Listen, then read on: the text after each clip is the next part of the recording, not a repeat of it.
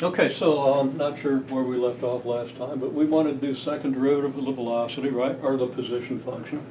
And we get this, very simple, just take the derivative of the velocity function, or the derivative of dr dt. We get this, and we call that the acceleration. It's the rate of change of velocity, because the derivative is the rate of change of whatever this thing is with respect to whatever this is, right? And the rate of change of position with respect to t is velocity, and the rate of change of velocity with respect to t, which is what we've got here, is acceleration, okay? And it's a vector, okay? And it's perpendicular to the velocity vector, as you can easily verify by doing a dot product here. You're going to get a negative here, so you're going to get a cosine times sine, and you got a negative sign here times cosine, so you got a negative sign times cosine, same argument on every one of them. Use your zero, okay? Now,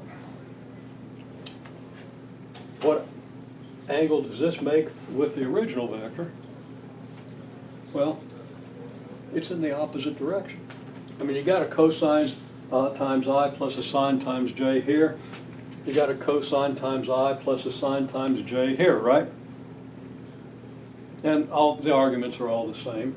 Now here you got a positive multiple of that, and here you got a negative multiple of that.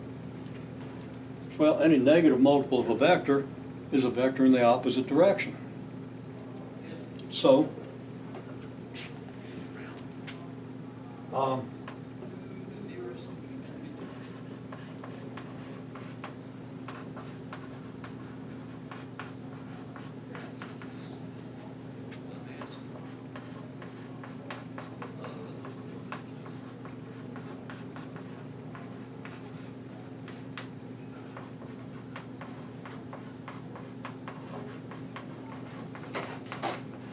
accelerations parallel to the position vector, but in the opposite direction.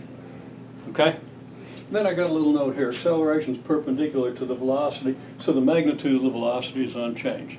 Okay, that maybe requires a little proof, but only an acceleration in the direction of velocity will change the magnitude or the speed of the magnitude of the velocity or the speed. Okay? And in general, as we'll see in the next example, these things aren't necessarily perpendicular for all parameters, okay? As soon as we change this to an ellipse, that's out the door. But the acceleration, well, sorry, the velocity, just to start with the velocity, will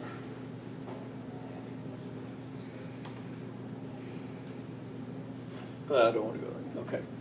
I started to say the acceleration. The acceleration won't be back in the direction opposite r. It'll have a component in the direction of your velocity, and it'll have a component perpendicular to the direction of your velocity. And that's kind of the big deal in this chapter.